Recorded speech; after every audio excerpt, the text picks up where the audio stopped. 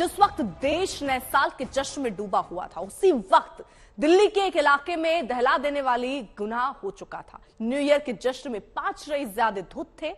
उन्हें होश तक नहीं था कि वो कितना बड़ा गुनाह कर रहे हैं। उन्होंने एक लड़की की स्कूटी से टक्कर पहले उसे मारी, फिर 4 किलोमीटर तक अपनी कार से लड़की को घसीटते हुए गाड़ी चलाते रहे। लड़की के जिस्म से पहले कपड़े फटे, फिर उसकी चमड़ी शरीर से अलग होती रही।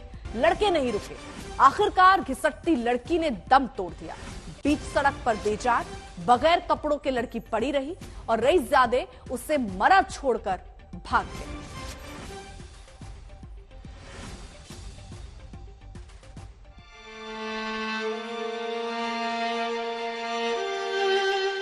जिस वक्त देश डूबा हुआ था नए साल के जश्न में, खुशियों में सराबोर था, हर ओर बधाइयों का शोर था, ठीक उसी वक्त राजधानी दिल्ली की सड़क पर एक बेटी बेसुध पड़ी थी, बिना कपड़ों के, बेजान शरीर के साथ।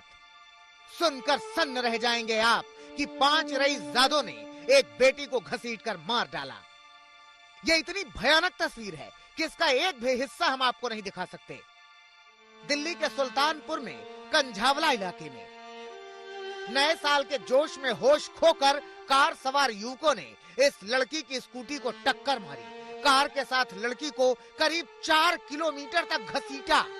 सोचिए, रईसजादों की कार चलती रही, लड़की सड़क पर घिसटती रही। पहले कपड़े फटे, फिर चमड़ी उतरने लगी। जब तक इस हादसे का पता चला, लड़की का शरीर जख्मों से भर गया।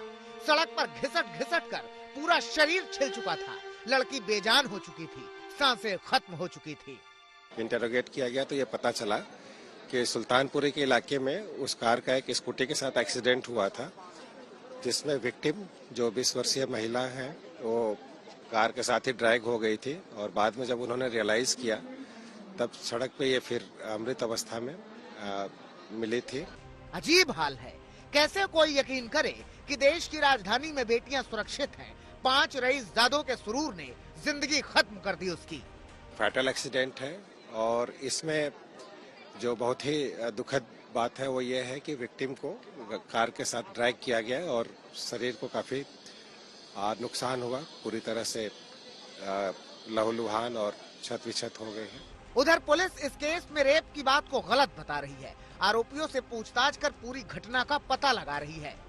हमारे इन्वेस्टिगेशन के मुताबिक पूरी तौर पे ये तय है कि ये एक फैटल एक्सीडेंट है, जिसमें कार चलाने वाले लोगों ने विक्टिम को ड्रैग किया, काफी दूर तक खींचते हुए ले गए, जिससे शरीर के कपड़े भी रिमूव हो गए थे और रिब्स एरिया भी डैमेज हो गया था, सारा पोर्शन छिल गया था।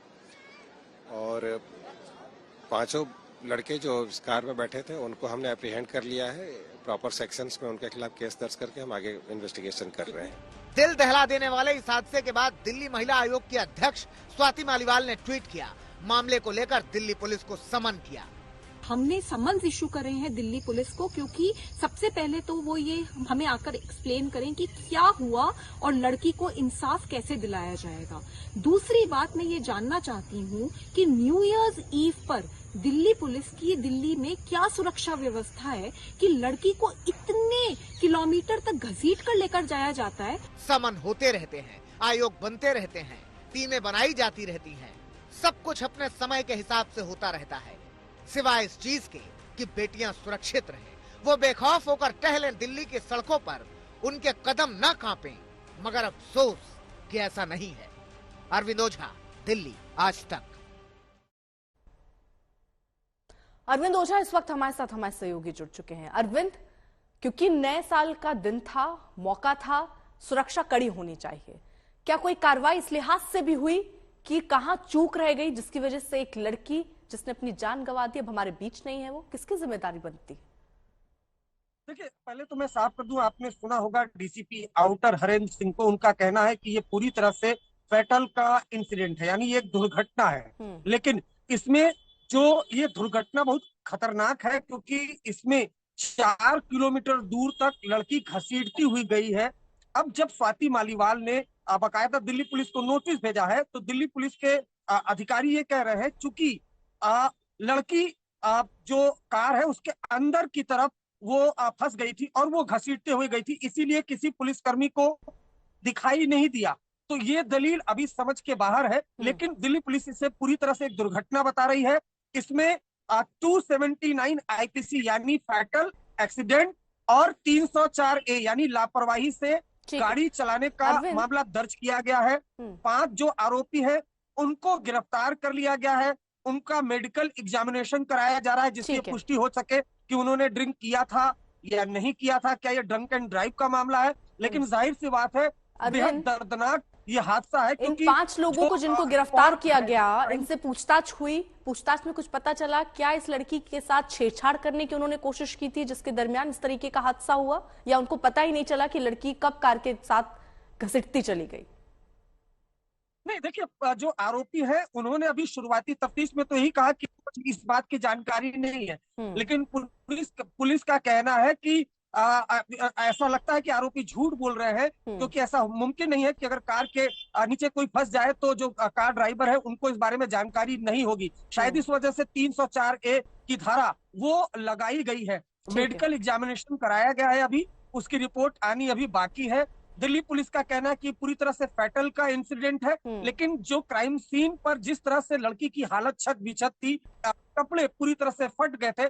दिल्ली पुलिस की यह दलील है कि चूंकि 4 किलोमीटर दूर तक ट्रैक किया गया था लड़की को, इस वजह से हालत बुरी हो गई थी। लेकिन किसी तरह के सेक्सुअल असॉल्ट को सीरियस नकारा है दिल्ली पुलिस ने। उनका कहना है कि पूरी तरह से फैटल का मामला है, एक्सीडेंट का मामला, लापरवाही से गाड़ी चलाने का मामला। इस वजह से 5 आरोपियों को गिरफ्तार कर लिया गया है। ठीक है, अभी भी जो डीसीपी है हरेंद्र सिंह आउटर के, वो आरोपियों से पूछताछ कर रहे हैं। ठीक है, बहुत बहुत शुक्रिया आपका तमाम जानकारी के लिए।